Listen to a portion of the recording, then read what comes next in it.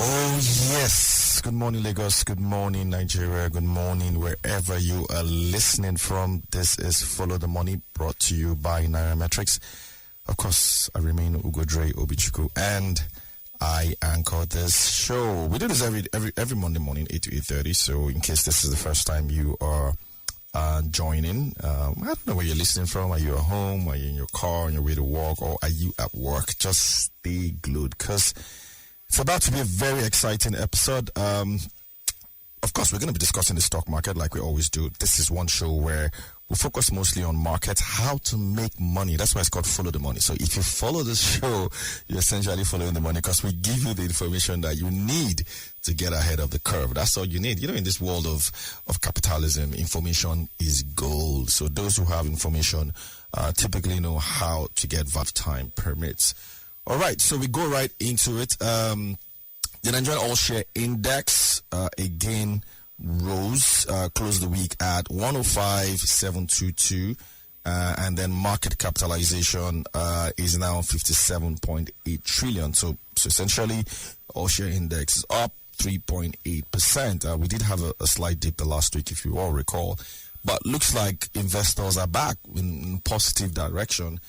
So the market is up again. The All-Share Index, which is basically how the Nigerian stock market is measured performance-wise, is up, wait for it, 41.39% year-to-date. We're still in February. Yet, people who have invested in the stock market, most of them, maybe not all of them, but most of them are up 41.39%. year to date. And then even if you decided you just wanted to invest in the 30 most capitalized stocks, like what you call like the NSE 30, the main 30 stocks that drive the exchange, you would even be up higher at 42.8%.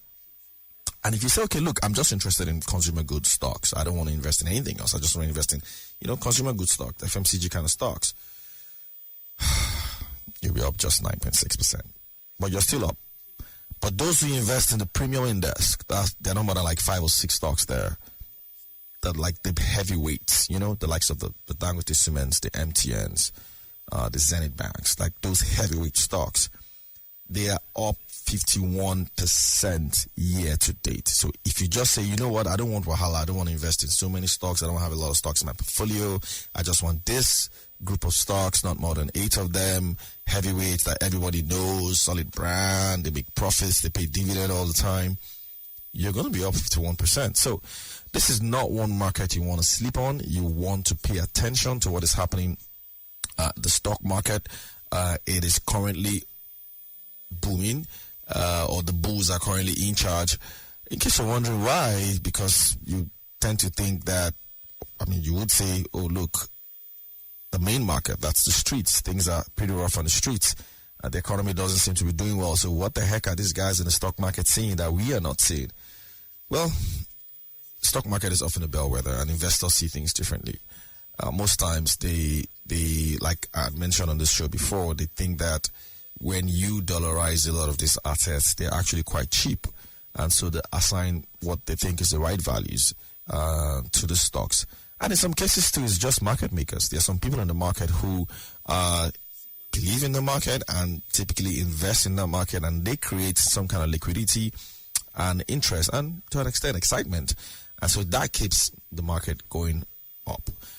There are opportunities still in there. So perhaps if you don't know what those opportunities are, look out. You might want to speak to your investment advisor or your stockbroker, or maybe subscribe to our newsletter, and then you could see some of the stocks that we have on our radar. Which is one thing we're going to bring in on this show very soon. Stocks on my radar. This is just stocks that I'm looking at as potentials for investing or potentials for maybe divesting. My personal opinion, though.